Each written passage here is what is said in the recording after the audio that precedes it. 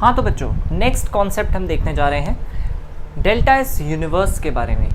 अब हम second law of thermodynamics पे आ चुके हैं। जो हमारा डेल्टा एस यूनिवर्स है वो सेकेंड लॉ ऑफ थर्मोडायनेमिक्स कहता है कि हमेशा ग्रेटर देन जीरो होता है, या फिर entropy of universe is always increasing, है ना, to reach a maximum value for a spontaneous process. ठीक है, किसी स्पॉन्टेनियस प्रोसेस के लिए एंट्रोपी ऑफ यूनिवर्स हमेशा बढ़ता जाता है।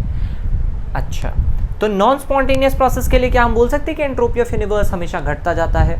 बिल्कुल उसकी जस्ट ऑपोजिट वाली रिएक्शन ही तो है। जैसे प्रूफ के तौर पे सपोज ए से बी मैंने एक इरिवर्सिबल प्रोसेस मान ली, ठीक है, considering this conversion from state A to state B as spontaneous. अगर स्टेट ए से स्टेट बी जाना स्पॉन्टेनियस है और इसके लिए सपोज डेल्टा एस जो है ए से बी जाने के लिए ग्रेटर देन जीरो है, पॉजिटिव है, तो वापस आने के लिए डेल्टा एस कितना होगा? देखो ए से बी जाना और बी से ए आना, इसका सम टोटल होना चाहिए zero. Entropy change in a cyclic process should be zero.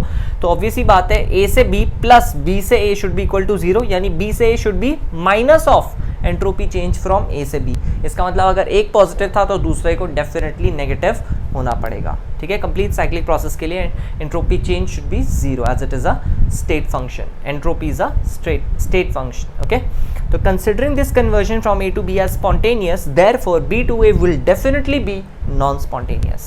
So if delta S A से B के लिए, delta S किसकी बात कर रहा हूँ मैं? यूनिवर्स की। A से B के लिए अगर greater than जीरो है, then delta S B से A के लिए definitely less than जीरो आएगा। यानी मैं इससे कंक्लूड कर सकता हूँ जो हमारा सेकेंड लॉ है कि किसी स्पॉन्टेनियस प्रोसेस के लिए अगर एंट्रोपी ऑफ यूनिवर्स बढ़ती है तो नॉन स्पॉन्टेनियस प्रोसेस के लिए definitely entropy of universe decrease करेगी। ठीक है, नाउ व्हाट अबाउट अगर कोई रिएक्शन रिवर्सिबल है, मतलब इरिवर्सिबल है ही नहीं, रिवर्सिबल है, मतलब रिवर्सिबल प्रोसेस कैसी होती है? ए बी भी बनना चाहता है और बी ए भी बनना चाहता है, मतलब ए से बी बनना भी स्पॉन्टेनियस है, मतलब एंट्रोपी ऑफ यूनिवर्स ए से बी जाते वक्त भी बढ़ती है, और अगर आप बी ले लोगे तो बी से ए आते वक्त भी एंट्रोपी ऑफ यूनिवर्स बढ़ेगी, तभी तो ये रिवर्सिबल है। रिवर्सिबल का मतलब ये हुआ कि ए से बी बनना भी फिजिबल है, बी से ए बनना भी फिजिबल है। तो क्या होगा? कभी भी कंप्लीटली बी या कंप्लीटली ए नहीं बनता। आप ये रिएक्शन कुछ बीच में जाके रुक जाती है। बीच में मतलब सारा ए बी में कभी कन्वर्ट नहीं हो पाता, ना सारा बी कभी ए में कन्वर्ट हो पाता है। ऐसा क्यों? सोचो, ए से बी जाते वक्त एंट्रोपी बढ़ रही थी, एंट्रोपी ऑफ यूनिवर्स बढ़ रहा था क्योंकि ये प्रोसेस स्पॉन्टेनियस था। बी से ए आते वक्त भी एंट्रोपी ऑफ यूनिवर्स बढ़ रही थी क्योंकि ये प्रोसेस भी स्पॉन्टेनियस था। इसका मतलब ये आते आते, है ना, दोनों साइड से आते आते आते आते एक वैल्यू, एक कांस्टेंट वैल्यू, एक मैक्सिमम वैल्यू ऑफ एंट्रोपी पे यूनिवर्स पहुंच जाएगा। इसके बीच में एक ऐसी स्टेज आएगी इस रिवर्सिबल प्रोसेस के जिसे हम इक्विलिब्रियम कहते हैं। उस इक्विलिब्रियम स्टेट पे क्या होगा? एंट्रोपी अपनी मैक्सिमम वैल्यू रीच कर जाएगा और उसके बाद वो चेंज नहीं करेगा। तो इक्विलिब्रियम रीच करने के बाद हर रिवर्सिबल प्रोसेस इक्विलिब्रियम रीच करेगा ही करेगा, वहीं जाके वो रुकेगा। ठीक है, इक्विलिब्रियम वहीं जाके, कोई भी रिवर्सिबल प्रोसेस इक्विलिब्रियम वाले पॉइंट पे जाके रुकेगा। एंड देयरफॉर हम कह सकते हैं for a reversible process an equilibrium will always be attained, will always be achieved after some point, and at that particular point entropy of the universe will be at its maximum possible value, and therefore the change in entropy in such conditions या in such processes will be equal to zero. ठीक है, तो यही हमने लिखा है, entropy of universe increases as we go from A to B and entropy of universe also increases as we go from B to ए।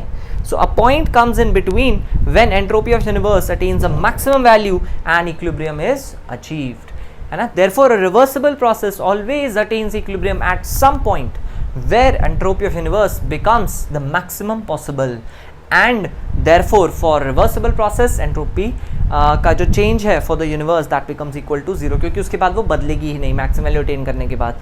और delta S universe जैसे कि हम जानते हैं सिस्टम प्लस सराउंडिंग का सम बोल सकते हैं, तो delta S system for delta S surrounding will be equal to zero, क्योंकि डेल्टा एस यूनिवर्स जीरो हो गया for a reversible process again.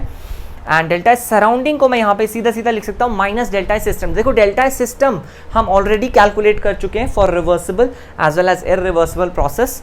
अब यहाँ पे डेल्टा एस सराउंडिंग मैंने लिखा है किसके लिए? ये रिवर्सिबल प्रोसेस के लिए डेल्टा एस सराउंडिंग लिखा है, जिसको मैंने डायरेक्ट बोल दिया माइनस डेल्टा एस सिस्टम। मतलब रिवर्सिबल वाला जो हमारा टेबल था, रिवर्सिबल वाला जो टेबल था डेल्टा एस सिस्टम का, उनके आगे बस फॉर्मूलों के आगे माइनस माइनस लगाते जाओ, आपको अपने आप डेल्टा एस सराउंडिंग का फॉर द रिवर्सल प्रोसेस का फॉर्मूला मिल जाएगा, है ना? This formula gives us the value of delta surrounding of any reversible process. Very very important, reversible का डेल्टा सराउंडिंग निकालने के लिए आप ये फॉर्मूला लगा सकते हो। सवाल रह गया इररिवर्सिबल का डेल्टा एस सराउंडिंग कैसे निकालेंगे।